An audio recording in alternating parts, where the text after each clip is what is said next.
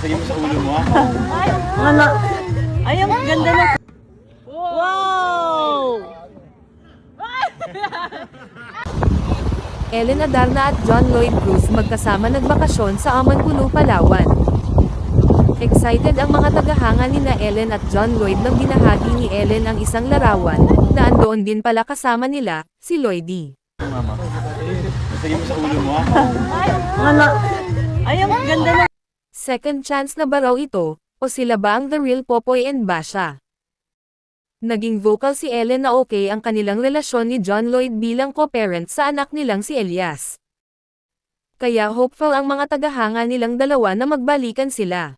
Pero ayon na rin kay Ellen, wag na silang e-chismis, dahil they are better off as co-parents.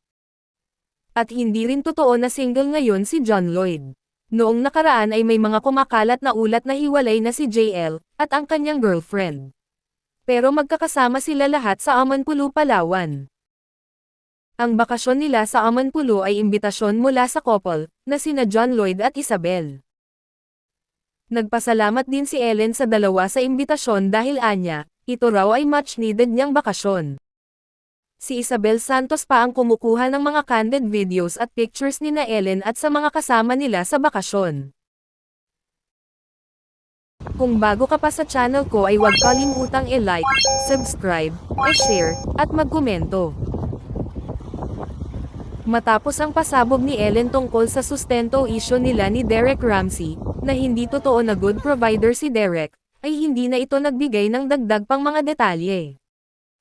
Laging nakukumpara si JL at si Derek, sa kung anong klase silang ama. At laging bukang bibig ni Ellen, na nagkukusa itong si John Lloyd, at present father umano siya kay Elias.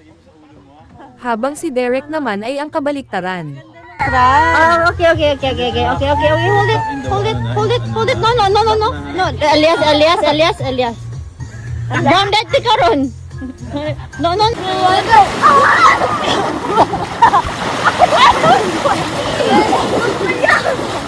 Ito ang unang bakasyon ni Ellen at ng mga anak niya, sa taong 2026.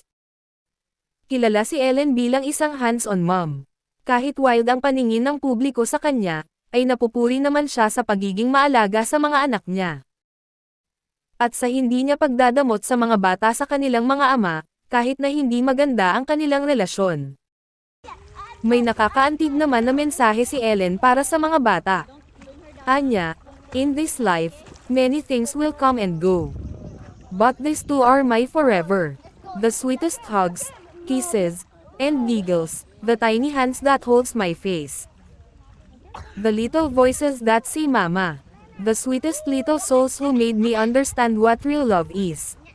Mama loves you forever and ever and ever. Kuya got us. Kuya got us.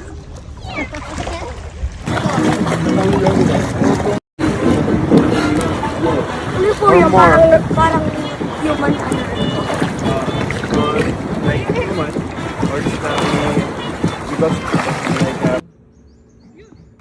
Wow!